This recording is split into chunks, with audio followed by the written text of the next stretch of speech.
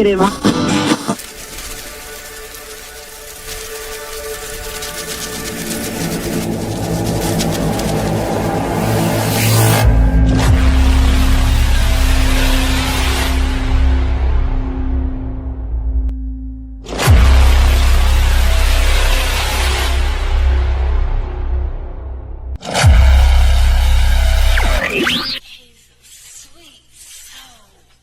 I be stacking up chips like Lego. Badass bitch bag matching my stilettos. In it full of paper, same color as a gecko. I'm laying on the boat across the water where the deck low. Rolling up some petrol, I ain't got no service. Still I got my metro, don't need no disturbance. Drowning me, I let go, I'm floating to the surface. These niggas set you up slow and take you down on purpose. Facts.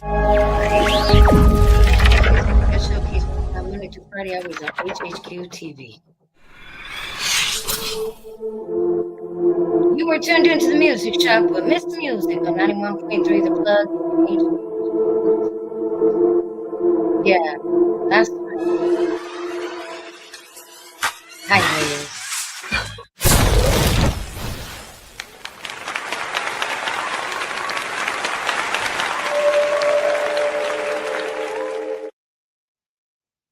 That's right. That's right. What's up, everybody? This is the Music Shop with Miss Music on 91.3 The Plug and HHQ TV2. You can go and download your free app now on Amazon Fire TV. If you are shopping for new music or new artists, then you need to check out the Music House for it. It's always a music fair with Miss Music and the Music Shop. But tonight, oh my gosh, oh my gosh, oh my gosh, oh my gosh. Yo. I'm about to have a hissy fit over here, as my mama would say, rest in peace. But anyways, yeah, I got somebody on that's so special who's been with me through a long journey in this industry. And oh my gosh, like I am so privileged to have on tonight. Welcome to the Music Shop. We have on Raydon Coleman, music veteran of the industry. What's up, King? What's the deal, Queen? Peace and blessings to you. Peace and blessings to you too. Oh my gosh, like, oh, there's so much history just between me and you. In so long. I mean, I don't even remember. Like, what was that? Like the early 2000s that we got connected Like, on MySpace. I would say like 2006. Okay, Like yeah, around through Patrick. exactly. Through Right? Patrick. Yeah, through Patrick Harnish. There you go. And we've come a long way. Like we've Yeah. we've shared a lot. We've gone from network to Yeah. network. You know, we've had people that we've known both, you know what I'm saying? So that's pretty cool. A-Team Entertainment, man, take it back. You know, y'all was following me on MySpace, which a lot of y'all do follow me on MySpace. You already know when you seen that circle with that A come up, it was A-Team Entertainment, baby. Oh, hey. Bro, salute to you and your old company, because you know I have to bring that up. I mean, that's where it started for me when it comes to our history with you. So to be able to help, you know, you promote your company at that time was like a blessing, and it led to now here we are with 2025. That's a long time, and we're having an interview, and y'all, we are going to get into the chunky funky monkey tonight on this show. We are going to go way back, but not just on our friendship, but we're going to go way back into Mr. Raydon Coleman's life and let y'all know who this person is in front of us. As y'all know, my show is an introduction to artists, to entertainment features, major indie artists, you name it. We have special guests come up. But right here is somebody who has like major credibility and seniority in the game for projects and things that he's done, and he is definitely going to share it with you tonight. There will be no music on the show. It's definitely going to be all talk. Get into it and, get the grind on what he's been doing, because y'all, it's phenomenal. Ray, go ahead and introduce yourself and let us know, what brings you to the music shop tonight and how you got into the music industry. Okay, indeed. My name is Raymond Raydon Coleman. I've been in the industry since 1994. I actually started my professional career in 1996. So I was introduced to the industry by the great Tone, Tone, or Tone as people know him. More so, co-CEO of Trackmasters. He ushered me in the business straight out of high school. I was running with him before I was in high school. I was running with him when I was in Catholic school. And when Trackmasters was, doing their thing in the 80s, you talk about like Trackmasters was doing their thing like 86. I was running with Tone 88, 89 in Catholic school. And I was around the greats then, because I was up under him, just running around like his little brother, like a little cousin. I didn't have a significant place, but he had an eye on me, unbeknownst to me. Graduated high school in 93, 94. He had a meeting with my parents, and he put me as a talent scout in 94. And so I went, did my thing running around New York trying to find talent for him and Pokey, co-CEO of Trackmasters, not knowing what I was doing, running around with my chicken, with my head cut off like a chicken. And then I bumped into Guy Route, one of the greatest managers in hip hop. In that time frame, he took me under his wing, and I learned the nuts and bolts of management. Right, so Trackmasters was production, right, but I learned the nuts and bolts of management through Guy Route, which I incorporated both in my professional prowess at the time, from, developing talent, developing my ear, my understanding of what's dope, what's hot, and then learning the business side of the business from a management side through Guy as his assistant. And I stayed on that course up until 96. I parlayed a deal with Mystic Recordings in Staten Island. And unbeknownst to me, I would become the studio manager. Then I would become a partner in Mystic Studios. Me and Big Greg Angelides, we started a production company called Big Don Entertainment. Half my name, Raydon, half his name, Big Greg. And it was successful. And I booked a lot of albums. Some of your dopest albums came out of Staten Island. Um, i.e. Big Pun, Capital Punishment. I got the budget from Loud. Um, they gave me the budget. They asked me if I can pull it off. I told them I could underwrite the entire album in our studio, and I did. And Capital Punishment was born in Staten Island. A lot of people don't know that Terror Squad's business, a lot of their business was done in Staten Island. So Terror Squad was a crew in the Bronx, but a lot of their business was in Staten Island. From 96, I would say upwards to about 99, a lot of their business was in Staten Island. And it came through me, and then me and Nitty, who's a former CEO of Trackmasters. I had signed Nitty to my production company, Big Don Entertainment. He left Trackmasters and he signed to my company. And we worked on the song called Punisher, Punish Me with Big Pun and Miss Jones on the Capital Punishment album. That was the first R&B sounding record that Pone recorded in his career at the time. And Loud would use that as a template to then break Pun into the pop charts. And then they started cutting more records like that based off of our record. and they did My Darling Darling Baby, and then he would go on to cut the record with Joe. Um, I Don't Want to Be a Player, I Just Crush a Lot, right? Which would be a top charting record with him and Joe, the R&B singer. So then he went on to sell what he sold. He became the biggest hip hop Latino artist of all time at that time, right? And then fast forward the following year later, Fat Joe, unbeknownst to me again, he would become my partner.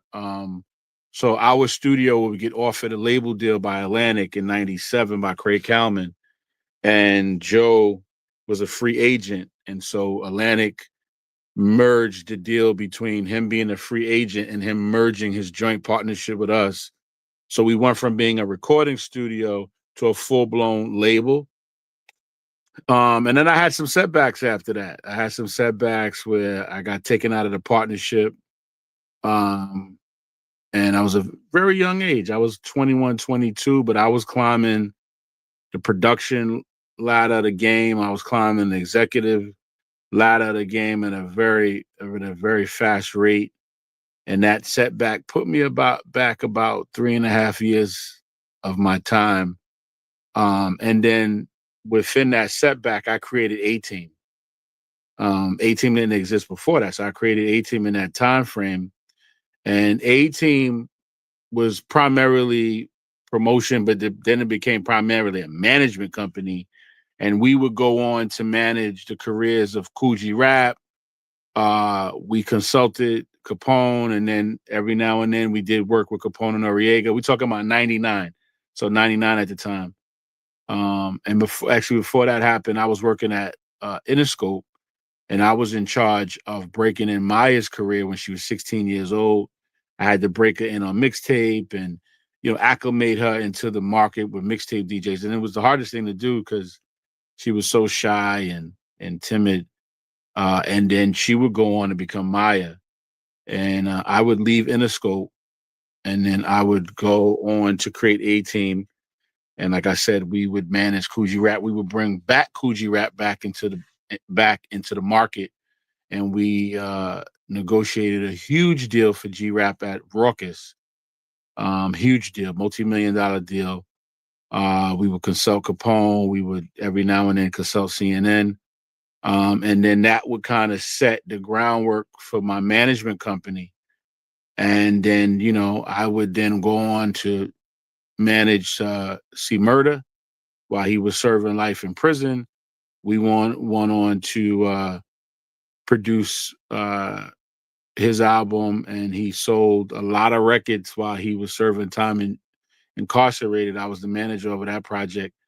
We would consult Akon. We had a very illustrious career as a manager. At the same time, I would go on and produce 30 million albums worldwide. Some of the biggest hip hop songs from Tupac, 50 Cent, Fat Joe, Terror Squad. My production company did a lot of records. A lot of records. A lot of people don't know how many records we did. We did a lot of records. Eve, we did stuff behind Track Masters on the Best of Both Worlds album. We did a lot of records. So that company was called Nexus, which is an acronym for Nexus Us, which a lot of former Trackmaster members signed with us. Frank Nitti, Kurt Gowdy, Louis Pimentel, Spanador. So we get in more. I don't want to botch everything in one segue. We'll get into the progression of how many artists I worked with, how many companies I created, and things I did for the culture, etc. But that's just a good start for you to understand, my career. Boy. Yeah, I know. I was sitting back there like, oh, yeah. And A-Team Entertainment comes along. That's what I come in at, people. Oh, my gosh. It's amazing just up to that point. That's all you've done. Like, you know what I mean? Like, it's like kind of like, wow. Even I have not been able to keep up with this guy, okay? like but then he can't keep up with me either. So Nah, nah, yeah, right, vice versa, right? exactly, because so much is going on. Yeah. You to be able to work with people that now have become that time, that now have become legends. You know what I mean? Because we know like Pac ain't here no more. He ain't on the Right. scene no more. Right. Ah, he ain't on the scene no more. So, I know he's got new music coming out, but to be a foundation point to help these artists blossom and blow up into, did you ever think that like these people were gonna go that far? I mean, did No, you see the legacy? I mean, did you really see it? I mean, you get in there, no, I mean, no? Oh no, wow. Mm. no. So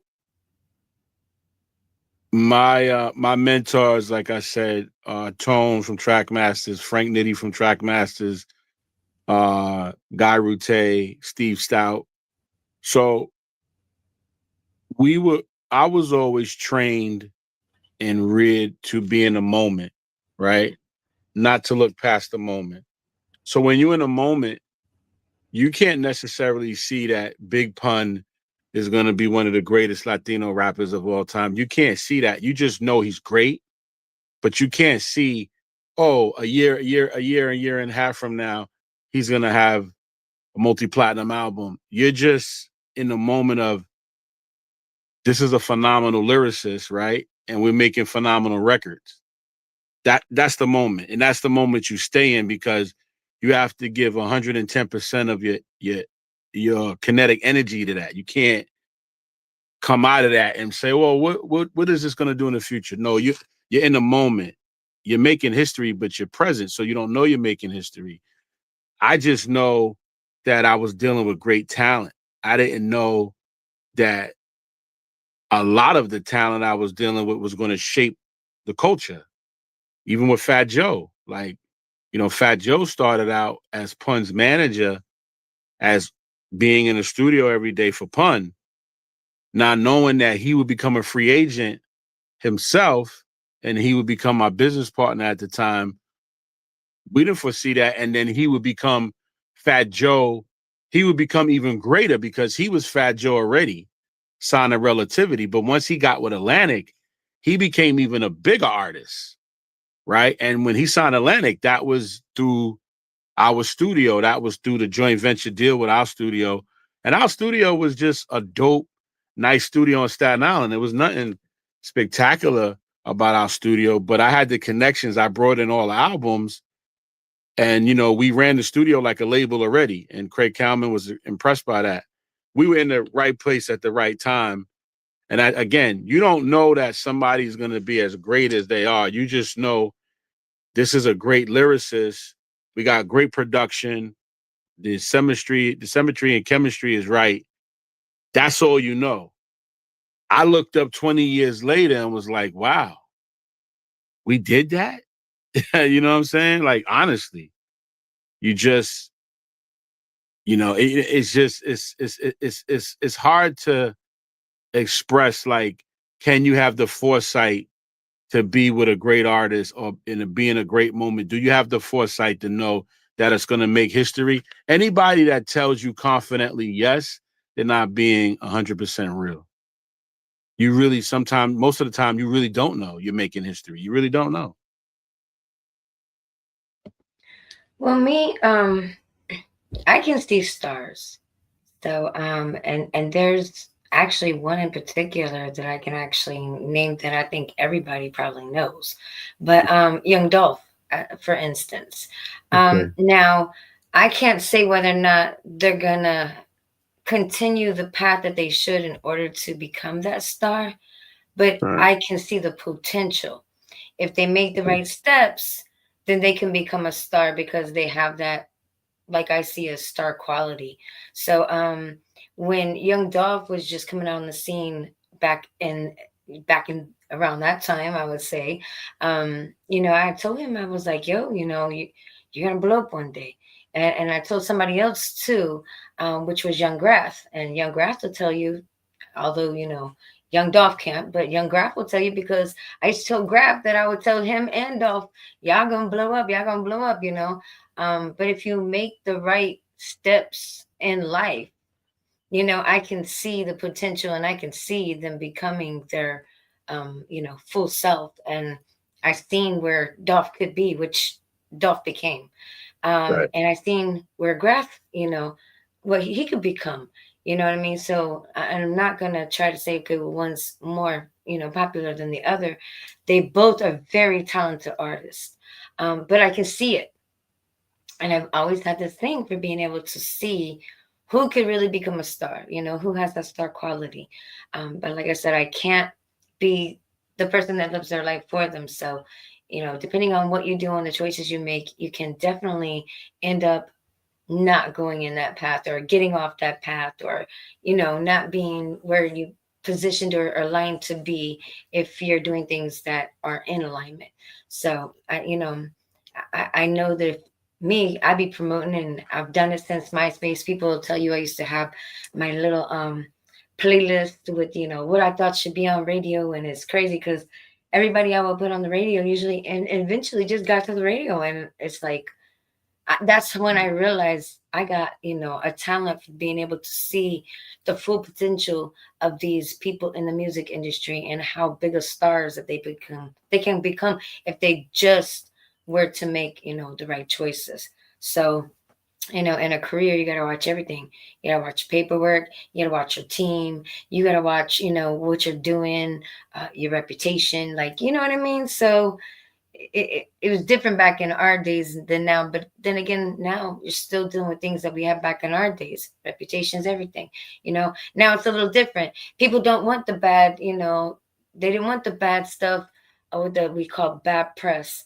But then things changed, I think, in, like, I would say around 2010, I started noticing that people were like, you know what?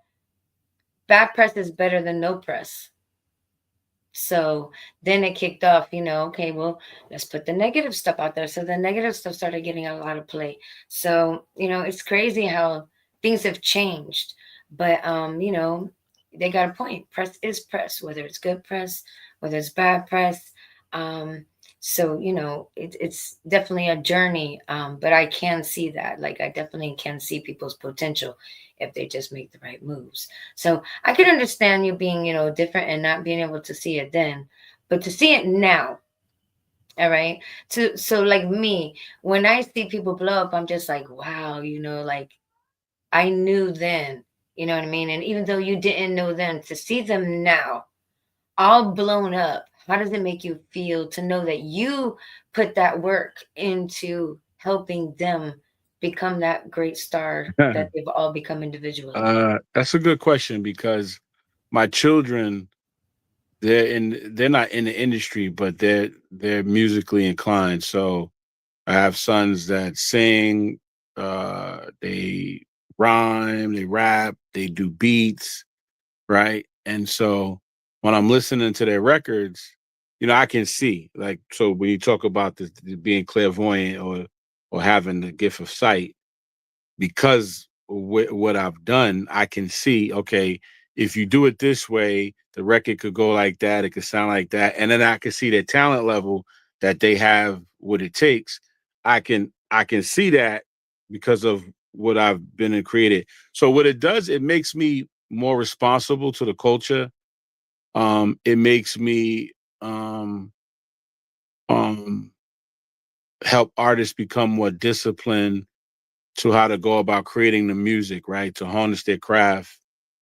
So I become more responsible to the culture of music, the culture of hip hop, because I'm a part of.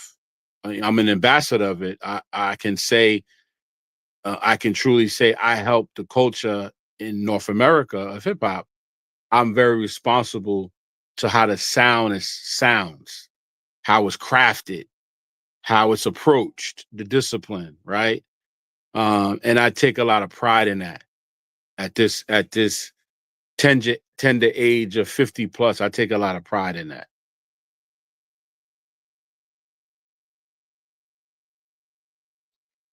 Well, that's hot. That's hot. Well, why don't you go ahead and plug in your links? That way people can follow you because, y'all, we got a lot more to get into. Go ahead and plug them in, Ray. You could follow me. I'm pretty basic. You can follow me on Facebook at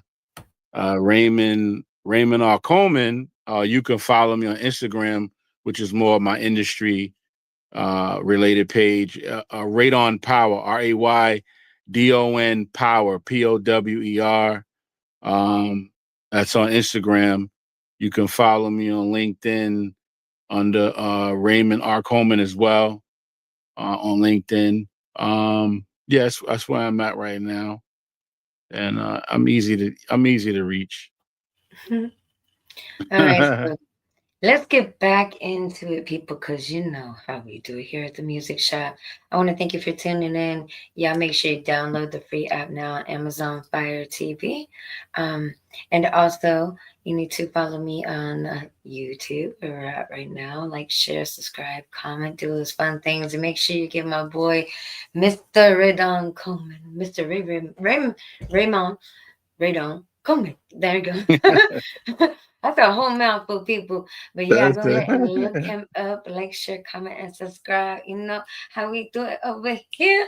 But we're gonna get back into his legacy because his legacy is filled with so much popcorn and butter. All right, that we're gonna go ahead and we're gonna matinee it tonight. Why don't you go ahead and continue on from your legacy where you were at before? yeah. So yeah, we went from talking about the creating a label side and stuff like that. 2122. A lot of that was with Mystic Studios and the different art, talent that we brought through there, and the budgets and albums we did. And highlight was Terror Squad. They became our brothers. They particularly became my brothers, a very young age. And I see. So to touch base on your comment, you said, "Can you see it?" I knew Terror Squad had it. I didn't necessarily know how big Pun was going to be. I'm not going to say a lie to you, but I knew Terror Squad, the crew, I knew they had it. That much just like I knew Wu Tang had it, right? And Wu Tang was recording in our studio at the same time too. We wouldn't book them together, but they still use the same facility.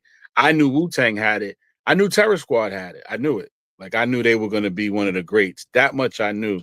Mm-hmm. Um, with Pun was an enigma because um, Pun sat down when he rhymed. I never seen that before. I never seen an artist sit down and record. We would put the mic. He would sit down. We would put the mic in front of him. So the breath control that you hear in all the earlier records, like that's him sitting down doing that. That's not him standing Mm-hmm. up. So I That's knew crazy. I knew he was a force to be reckoned with just off of being able to have that much vocal velocity from a position sitting down. I was like, yo, he's different. Right. And then the Yeah. kind of records we were cutting. Um, and like I said, so that time came and then, there was a setback in my career uh for political reasons. And so I never went along with the journey with Joe when Joe blew up and he was doing the records with Puffy and Ashanti and he blew up. Unfortunately, I wasn't no longer there with him for that journey. Um, so the setbacks for me, I went to Interscope for a little bit, worked with Maya. After that, I started my management company and really focused on helping Coogee Rap come back to his rightful place in hip hop. Him being the Godfather, and then working with CNN, working with Capone, and then every now and then working with CNN. They were signed to Violator though at the time, but I would bring them deals, right, collectively, individually, and then I would put Nexus together. 2001, me and Frank Nitty. Frank Nitty had left Trackmasters officially. We formed Nexus, and then all the former Trackmasters. A lot of former Trackmasters were signed to us, and we would go on to produce more records. And man, we brought it in, man. When I looked up, we were like 30 million albums worldwide sold. I didn't anticipate that. It just hard work. It happened, right? Mm-hmm. So while that's going on, I then took over Capone's career. I got him off of Def Jam as a solo artist, and we started working with his sound. And then we eventually got him a deal at Koch, his own label deal. And then I just kept going. I eventually became partners with Lil Wayne. And he and I, and my other partner, Ron Baptiste, we formed a partnership, and we got him signed to a liquor company called Milestone Brands. And then we crafted a champagne called Halo. I don't know if people remember from 2006, there was rumors that Wayne was coming out with a champagne, but that was with me. He signed actually in '07, and we started manufacturing the product by, I would say '08, and then he got incarcerated. And that's what stopped the liquor brand. And man, that was a roller coaster ride being with Wayne and Cash Like, Money. yeah, bro. Like, it's You know, always something sometimes. Like, yeah. So that was a ride. You mm-hmm. know, I'm not going to get into too much of that, but it went from. Here's what I will say: it went from the liquor side, and then it started going over into the career side with Wayne, right? Because they was started confiding in me on certain things that were going on. And I will say this, right? Because I don't want to put Wayne's business out there, you know, with Cash Money and stuff like that. But what I will say is, um, had the deal that I had on the table went through, Young Money would have been at Koch first before it would have been at Universal. Uh, and I had the deal on the table. It was already the budget was there. So had the green light been given, that could have affected Nicki and Drake coming into the picture 2 years later. That could have changed the course of history.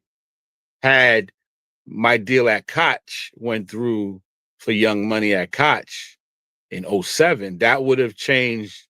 That could have very well changed the course of history for Nicki and Drake. I think about that every once in a while. Like, man, if we'd have did that deal over there, it could have affected them.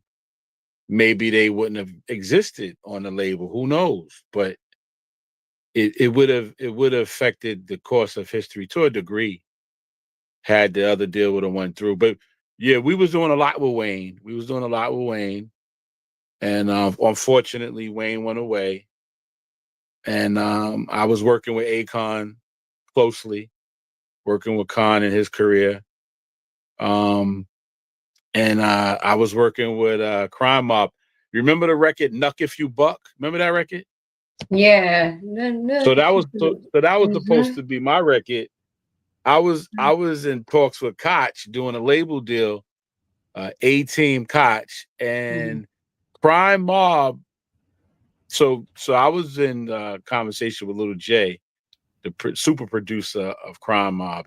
He's the hit maker of that whole group. Mm-hmm. And Little J was like, "Yo, I'm gonna give you this record, Nuck If You Buck." So it wasn't out yet. It was like, "I'm gonna give you the record, like to secure the deal."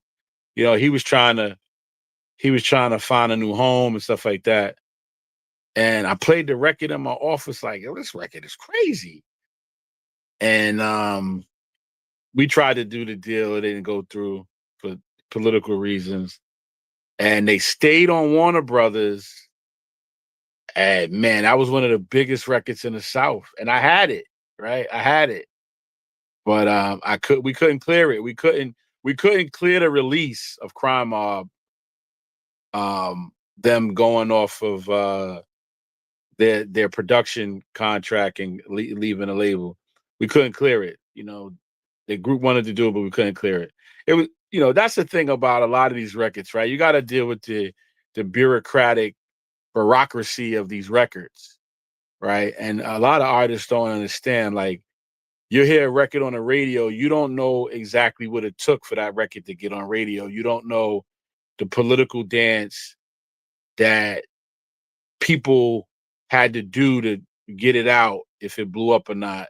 There's so much behind the scenes that goes on with records, how records are placed, how records heard, how records move on charts. There's so much behind this.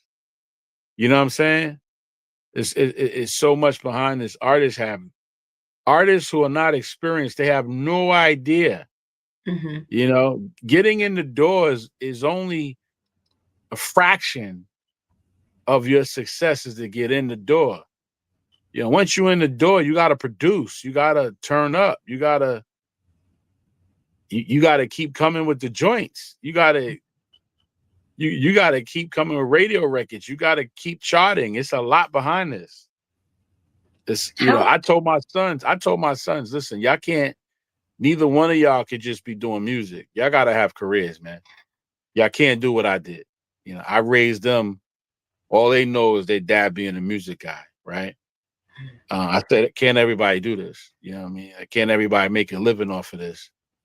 I said, so now that I know better as a parent, y'all going to have something to fall back on in case this doesn't work out for you, because it's a very difficult industry. It's a very difficult business to be in. That's why you have to Mhm. know the business and not just have confidence in your talent. Mhm. I did an interview one time with Sean Kurt Rivera, and he Mm. said straight up, he's like, "Yo, if you want to be in music, that's fine." He's like, "But you better get another job because you need another Yeah. job in order to pay for that, that career, if that's what you want Yeah. to do." So Yeah. yeah, don't think that, oh, I don't need to work. He said, no, man, get you two jobs. You know what I'm saying? One to pay for you, and then one to pay for your career, because it's going to take money in order to invest into yourself. And, Mm. you got to have a job. You can't just, do it without a job. So I feel you on that. But Mm. also, you've been able to be involved with transformation after transformation after transformation in this industry. Because, honey, as long as me and you've been around, we done gone from freaking actually, yeah, like the old, I forget, the cartridges. We've gone from cartridges to cassette tapes to CDs, yeah, CDs. CDs to Uh, MP3s to uh, digital now. yeah. How has it been to be able to, have to go through those transformations? Like, how has it changed what you do in the Um, industry it with changed the a lot. transformation? Yeah. It changed a lot. So I'm gonna touch on a couple of points. So I'm a co-owner of a very popular tune. It's an internet tune. It's called "Oh No, Oh No, No, No, No, No." Everybody's heard it, right? Yes. That's Yeah. So that's so the so truth. I'm one of the co-owners of that, as Mm, well as Capone from CNN and my partners and stuff like that.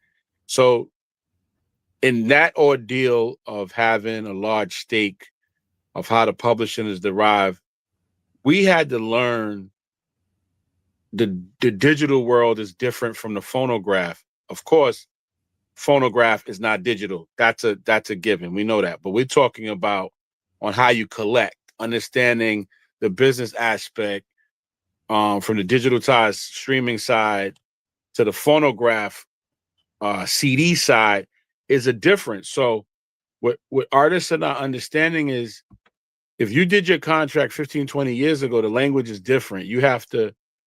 Your contracts have to be revived to reflect the digital marketplace and the digital world that we in on moving and streaming, right? The language is not written into the contracts. 20 years ago, you didn't have digital streaming languages written into the contracts that protect you, right? So labels take advantage of that, of the lack of language that's in the paperwork. They take advantage of that. So we had to learn that, and we had to fight, and we had to do what we had to do, and we had to ruffle feathers. We had to do a bunch of stuff, and we did it. And now we know what we're doing. We can actually teach this thing, because a lot of artists are not getting the money that they're supposed to get from works that they did 20 years ago. That's being remixed or re-edited and restreamed, and a lot of artists ain't really collecting their paper, right? So on that side, we had to learn the digital language of a intellectual property, right? We had to learn a digital language. And then secondly, I have a new company, Let's Disrupt Digital, and we're a multimedia marketing company, right? So I'm an advocate for equal pay. I'm an advocate for union, the music industry being unionized. It's not unionized, and artists learning how to get money through NFTs. NFT being a asset on how to sell records through the blockchain. So I'm into all of that, right? I'm into union advocacy. I'm into all of that. And you got to understand the digital structure. Um, basically, to sum it up to you like this, right? Is when the music industry went digital, it wasn't necessarily a good thing. The industry lost 44% in sales, right? So our profit margins and sales dropped because we didn't have physical product. We didn't have physical CDs anymore. Physical CDs was the most lucrative thing. Phonographic records, these type of things, physical product was the most lucrative thing that the industry had, right? And selling product. Now, when you take that out the way, your streaming is damn near nothing. So you just have to rely on show money, which reduces down to less because now your record label has you under a 360 deal. They're getting 20% of your show money now. That was unheard of back in the days, right? And what the music industry did wrong was they sold the intellectual property, they sold it to Silicon Valley. That's how we got streaming. Okay. And when they sold the intellectual property, when the corporation sold the intellectual properties to Silicon Valley, you had tech guys running the show for music. Okay. That's what happened. And now artists are not making any money on the stream. You know how many, for you to make 100,000, no, forget 100,000. For you to make $10,000 off of streaming, do you know how many streams you actually have to sell? You have to sell an ungodly amount of streams just to make $10,000 now. The math don't math. It don't add I up. heard that. I heard that There's no recently. there's no more Mhm. money in music. There's no more money in music. Unless they're performing, basically. Unless you're performing. Unless That's you're performing. There's crazy. no more. I tell artists that all the time. Hmm. There's no more. Oh, I want to be in the music industry. Why? There's no more money in music. So the advice I give them is you build up a fan base. 5,000 faithful fans, 10,000 if you can do that, faithful fans, and you sell your music directly to consumer. It ain't the grand, oh, I got 500,000 fans, I got 3 million. It ain't that. But you know what? If you're pumping out 2 albums a year, you're making money. You got 5,000 loyal fans, 10,000 loyal fans. You're pumping out 2 albums a year, singles throughout the year. You're making money. Hmm. You're making money. You invest that, dump that into something else, and you keep flipping. Hmm. And That's a successful artist.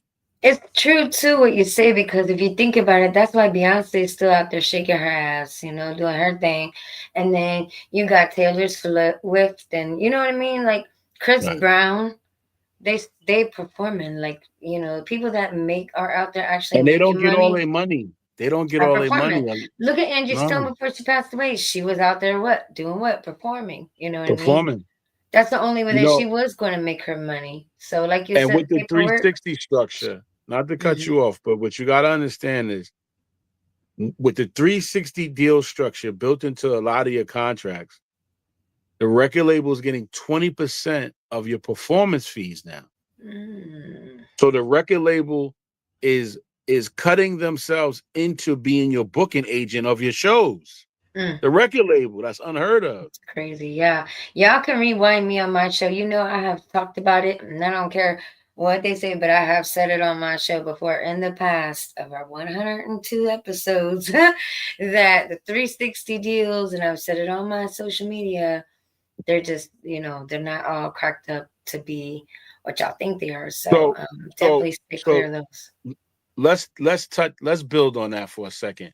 Mm-hmm. So we're not going to get into who created the 360 deals. We're Mm, not going to get into, because we use the person's platform. So we're not going to do that. But what we will say is this. The reason why the 360 was created is to fill a gap of the 44% that the market share mm, had lost from physical product, from physical vinyl, physical CDs.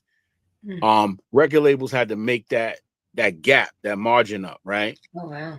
So they taxed the artist's show money. Mm, That's where the 360. That's why it's called the 360, because it's from recording to performance. It's a 360.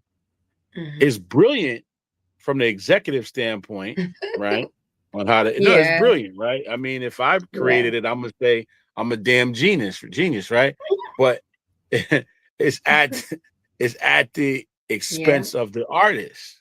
yeah. Prior to the conception of the 360, artists controlled 100% of their show money. Mm. Record labels had no say so of the show money. Now they do. That's They crazy. do. That's You got crazy. to give them they cut. You got every show you do. You got to give them they cut. Mm, Now, here's the thing: they're not responsible for booking you shows. That's mm, not what the 360 is. mm-hmm.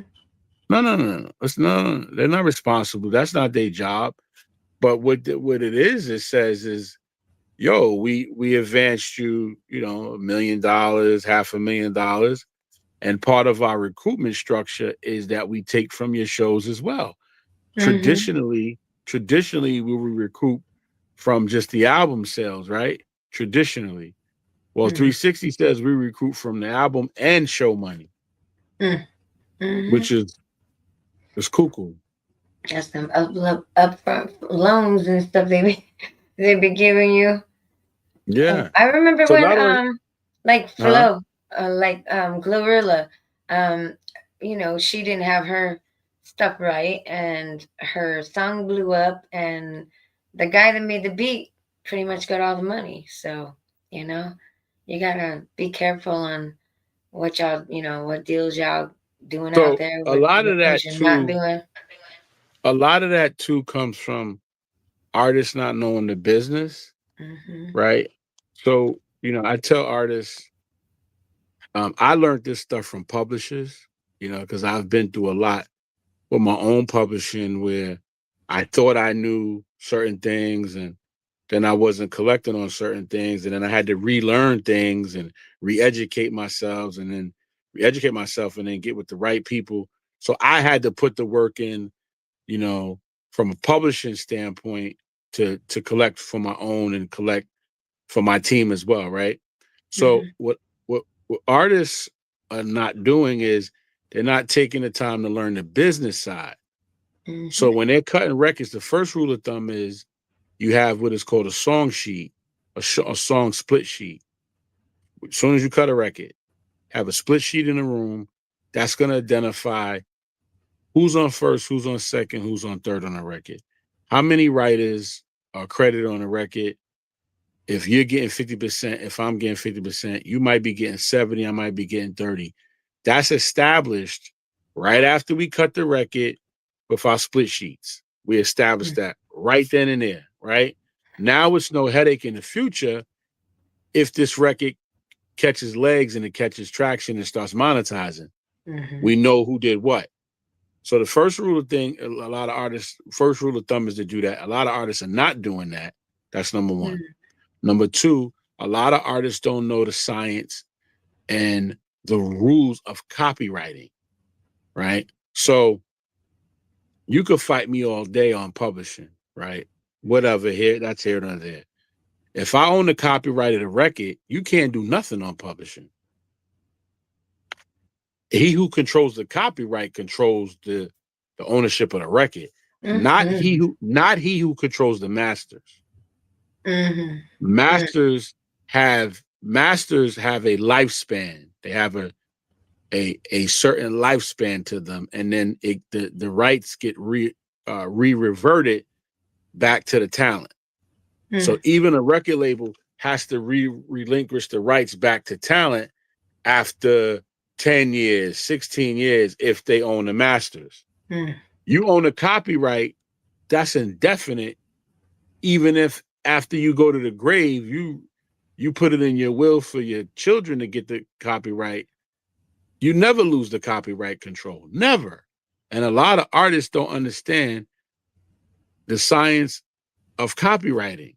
You know, so I don't know Glorilla's situation, but I'm telling you, if she understood that, she wouldn't have a problem with, you know, maybe a collection of certain records.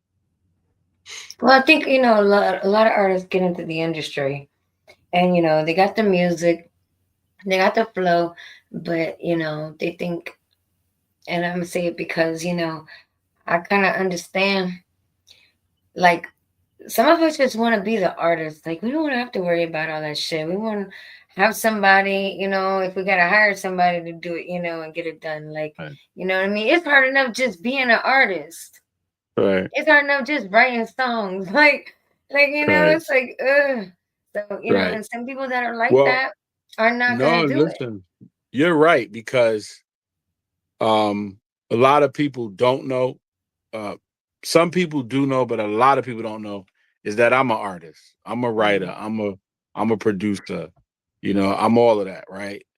But I also had to develop the intellectual side. I also had to develop the management side, you know, to protect, you know, assets, to protect friends, you know, like in the height of, you know, running my production company, and we were semi-successful. You know, if you put us in the room of, you know, track masters, or in the room of the Dr. Dre's, we were semi-successful. We wasn't nowhere near on those levels, but our success was increasing. And in the height of that, you know, I chose to go back to management to help support the infrastructure of Capone's solo career. So the thing with me is I knew how to roam back and forth. I knew how to go from the business side back to the talent side, business side, but I developed that on purpose, right? And I'm glad I did. I'm glad I took the time to develop the business side, as well as knowing how to write a record, as well as knowing how to engineer a record, as well as knowing how to produce a record. Of course, most people not going to do that in the industry. Of course not. But the fact that I've learned and I acclimated myself to do it, that helped me a lot in my career. That helped me to still stay afloat now. How many unteen years later? You know what I'm saying? Most definitely. So we've come so far. Why don't we go ahead and get into, I say the last, what, like the last 15 years, basically what you've been doing, because, you know, people, I know it seems like it's so long, but boy, I can look back in like 10 right now and be like, bro, that was like 2 years. 2 years, 10 years is like 2 years for me. And what's been Right. going on, like, you know, since Facebook has started, and, you know, you got all these new platforms. So, so you want me to start from the conception of when it started to Start from now? where you left off. Go ahead, baby. So I would say from I would say the last 15 years. Or if you want to just go all the way back, I mean, you know.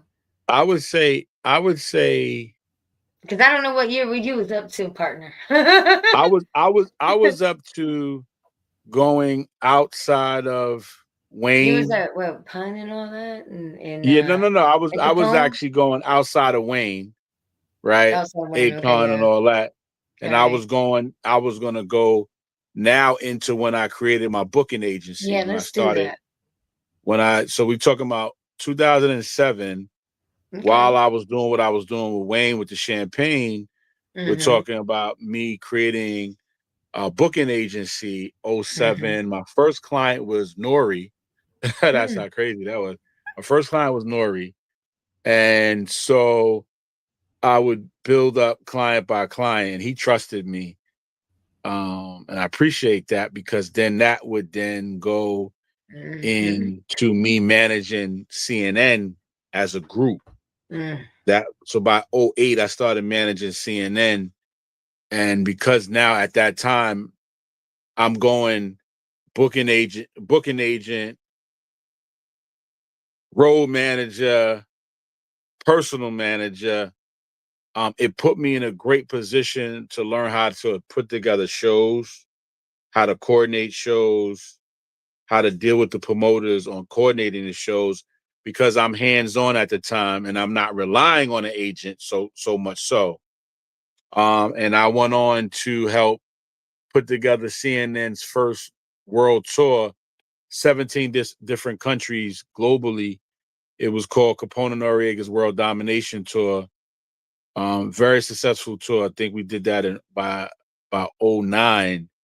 We did that, and then we would go on a series of tours. Um, yeah, we would go on a series of tours thereafter. And that taught me a lot. That taught me how to put together the concerts, country by country, venue by venue, logistics, and you know the nuts and bolts of how to make things happen. Um, and then I started managing the guys, and you know that went on for a while, managing CNN, and I managed CNN up until I would say officially '08, up until when I retired as a manager in 2015. Yeah, so I would say from '08 up until 2015, I retired. Really, I retired from being their manager because I didn't have too many artists. I was really focused on CNN. I was really focused on the Capone Noriega brand. Um, and I would say after that, I went on into marketing. Really with A-Team. A-Team became more of a marketing company. We still worked with Nori. We still worked with Nori. And so we were there for the conception of drink champs and stuff like that. We would like on the ground floor for drink champs. Talking about ending of 2013, Yeah, I've seen that.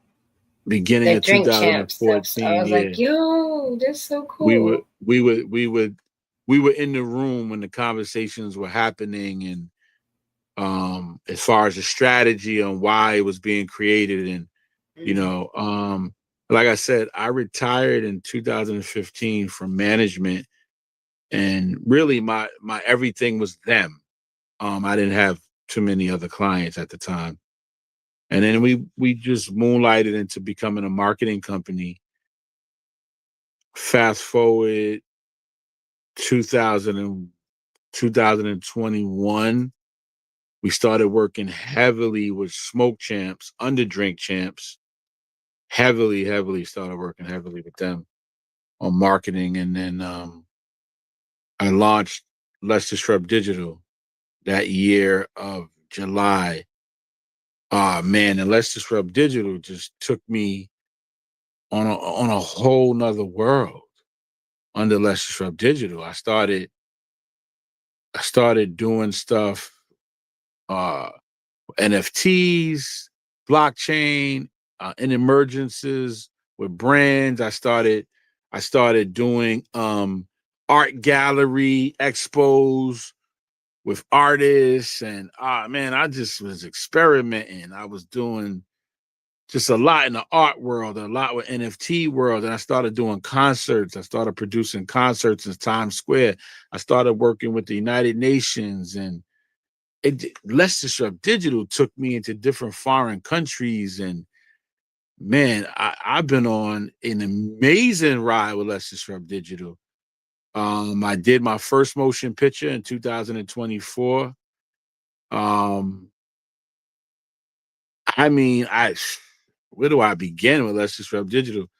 Um, yeah, so I was a part of a film called Parallel. It's a sci-fi. The original movie is a Chinese thriller called Parallel, and it was remade by the Hodge brothers. And I'm one of the executive producers on that film. And all that happened through Let's Disrupt Digital. Just was Let's Disrupt Digital has been one of the greatest gifts to me that the Most High has given me. The world leaders that I work with, the initiatives that I work with, the impact that we do in Let's Disrupt Digital. It's just amazing. And I mean, that's an interview in itself on what Let's Disrupt Digital has done and what our initiatives are and where we're looking to go.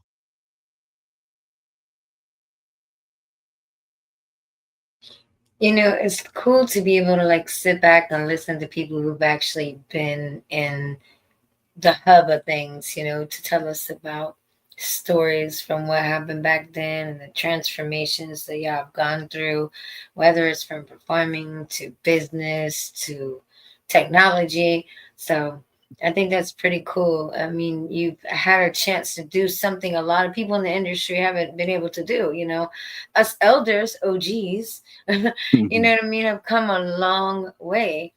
And like you said, things have changed, paperwork changes, streams changes, the product changes, you know, like there's just so much going on. And then you have artists that help you and blossom and turn your dreams into a reality. So I think that's cool, you know.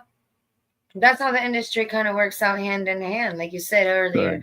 Right, Stepping stones, you know what I mean? It takes right, people to help you get where you got, you know, where you got to go. Being connected to this person can get you connected to that person.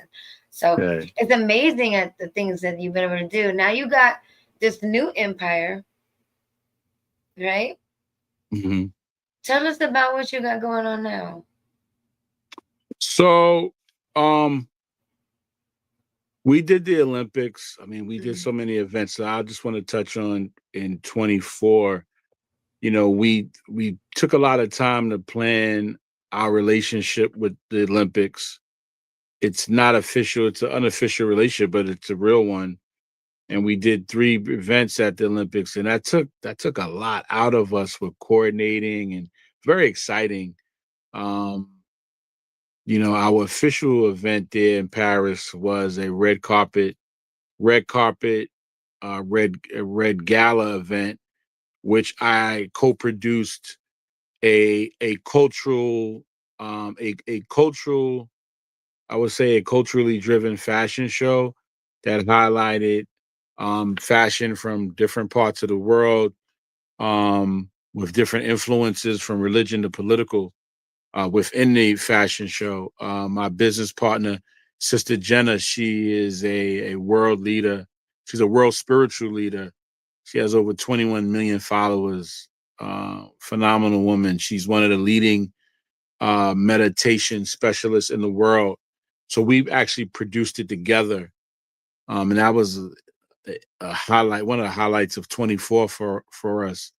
And so what we're doing now is we're producing a long version of that fashion show, which we will be highlighting in different countries. Also in 24, I created a pilot called The Spirit of One. My partner on that is Sheikh bin Abdulaziz, the Green Sheikh, from the United Emirates. And that show, it will be dealing with exclusion and dealing with how do we reason with one another. If I'm a Christian, you might be, Jewish, or you might be Muslim, or you might be Hindu, right? Where's the commonality in our behavior, in our connection? And it's being human before it's Mhm. religion, before it's anything else, right? It's being human. So on that show, we we lead with that. Is we can argue all day on religious dogma, on religious conjecture. We can do that all day.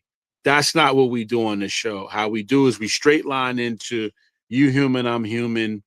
Okay. You have feelings, I have feelings. You believe in family, I believe in family. Let's meet in the middle on those terms, and we deal with the real topic on those terms, and we cut through the religious, the religious posturing on our show. And that Yeah. show is called The Spirit of One. I'm also producing a show with Cubone, who is a reformed gang leader. He also led the charge when the Bloods and the Crips became one during the LA riots, and they stopped a lot of the crime that was going on in LA. He's inspirational in that. And then they went on to the White House, and then you know they got a lot of those brothers got different programs going on in the inner city, and he's one of the mavericks of that.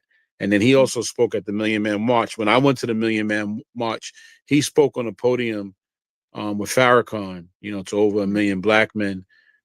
He's also, Snoop's big homie, and he's very inspirational in the hip hop fraction. He's a celebrity chef that way, but he's also a activist, anti-gang activist. And we have a show that we're producing um, called Cooking for Peace with Cubone. And to give you a conceptual vision of it, imagine 60 Minutes meets like Martha Stewart, right? So imagine 60 Minutes journalism merged in with Martha Stewart cooking. That's how the format of that show would be, right? Where Cubone is doing the Q&A with guests, like one on his left, one on his right. He's in the middle, chefing it up. He's doing the Q&A on real issues, social injustice and all that, economics in black and brown community, all type of stuff, right? And he's chefing it up. And food is the meeting ground of how we not only have these discussions, but how we reason with one another and make a solution is over a meal. And that's the show. I think is the brilliance in that. He helped create it. He actually is the mastermind, and I actually helped put it together in the conceptualized format on how we can make it into a show. We're actually doing that now. So, we got a lot going on in Let's Disrupt Digital. We got humanitarian festival called Possible Events that will be launching late summer. Imagine Live Nation having a humanitarian arm. That's what Possible Events is. It's us doing concerts on a Live Nation level and giving a portion of the proceeds to humanitarian driven initiatives, right? I want to be one of the first concert companies to be like into a Live Nation with a humanitarian arm. I want to have that kind of production company on concerts. That's my goal for 26 and so many more. But that's just like the highlight, pretty much, to answer you. Well, that's pretty hot. Yo, y'all gotta follow this man. Go ahead and shoot your links out again, King. You can get me on LinkedIn, Raymond R. Coleman on LinkedIn. You can get me on Instagram, uh uh Raydon Power. Our website is actually being restructured. But it's www.letsdisruptdigital.com. It actually be restructured by next week. And when it does, it would be www.whenworldscollide.com as of next week. That would be the new site. You can also get me on Facebook, which is really my personal social, but it doesn't matter. You can get me there under Raymond R. Coleman. I'm pretty easy to get. I'm not a covert guy where it's hard to reach me, but it's pretty easy to catch me. But Yeah, you can also Google me. We have a lot on the internet about our company, of our past works and stuff like that. And, you know, yeah. So, I'm still here. I'm still shaking and baking. I'm excited about the things in the future. Some playwrights that we'll have later in 26 that we want to do by 27. We plan on to be more involved in motion picture. We got our feet wet in 24, but by 27, we're going to be more involved in producing full length pictures and stuff like that. So, sky's the limit. That's right, baby. But y'all definitely have to make sure you check him out. He's got a lot going on. He's been in the game a long time. They call him the music veteran. So definitely go ahead and check out his links, social media, do all the fun things. Y'all get his likes up, like, share, comment, subscribe. Do the same here to the music shop. Um, Ray, I was curious. You have any shouts out that you'd like to give before we go to the end of the show? Yeah, I want to give shout outs to Willingboro, New Jersey.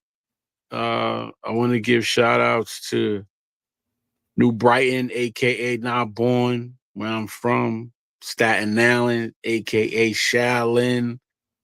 I want to shout out Mike Wade's Drama Co, who trusted me to actually link him on this show. Um, I want to give a shout out to Capone, um, launching a whole new media podcast platform. I want to give a shout out to Nori, doing amazing work with Drink Champs. I want to give a shout out to my partner, Shampoo Ramirez, holding it down, YNVS Entertainment, YNVS DJs. Um, these guys also been the backbone on the guerrilla marketing side for Def Jam for so long. I want to give a shout out to my youngest son, Tyler Coleman, who's really changed his life around phenomenally and producing incredible music. My youngest son. I want to give a shout out to my oldest son, Raymond Sensei Coleman. He's a DJ now, a house DJ now. My son. And I wanted to shout out the whole Let's Disrupt Digital. I want to shout out Ibrahim Abdul Haq, who's the head of my security, who protects me vigorously on protection, and the rest of the staff and team. Love you. That's it. Peace. Oh, that's so sweet. Well, you've been my buddy for a long, long time. And so I'm going to have to give you like double flowers tonight. I got some flowers, roses for you on my show. I know you cannot get them, but hey, they're right there for you. You have got your roses, your flowers for the show, for being an Thank you. awesome guy, for being, my little homie across the way. Yes, being, I see you like one of my brothers. So, No you doubt. know, You my sister. You my right there sister. you Word go. up. We've always been like in Word alignment, and I love up. it because you've been part of my soul tribe with the No music doubt. industry, and all Yeah. y'all play your own part. And let me tell you, I love it, and I Okay. thank you for always including me into anything that you had going on, because you would Right. share a lot of things with me along the way. Yeah. So Yeah. and I appreciate you. I mean, from MySpace to Facebook to here we That's it. are on my radio Yeah. show. So I thank you Yeah. so much, and I thank you for coming on to the Thank music you. shop. Thank Yeah, you. thank you for Truly. blessing my show, Thank you. with your presence and your stories. Yeah. And I would love to hear more of it, people. We've been on here for a I got a good lot time more, but we tonight. we running out of time. We are. But anyways, I hope y'all will come back and check out another episode of the Music Shop. Like, share, comment, subscribe, hit that notification bell, do all those fun things. Make sure you hit my boy up. Make sure you follow, like, share, and subscribe, and do all those wonderful things that we love to see done on social media. I thank everybody for tuning in to the show tonight, and we will definitely see you next time on the Music Shop with Miss Music. Thank you for coming on tonight, Ray. I appreciate you. Good luck to you. God bless you and yours. And we gonna catch up because we got some work to do. But I don't know. But like right now, I know I'm busy. You busy? I'm busy, babe. I got to go. There we go. We gotta go, y'all. We got work to do. But anyways, I Got got work my to shorts do. to upload for the first show, the second show.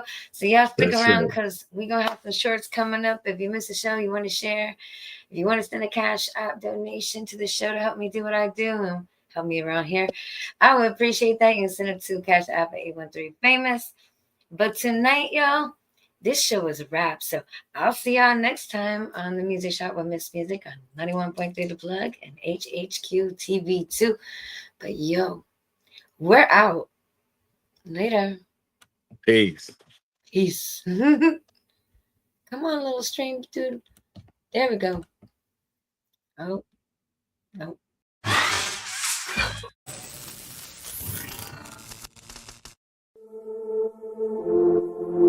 You are tuned into the music 91.3 The Plug and HHQ TV. We'll see you on the next episode. Thank you for coming.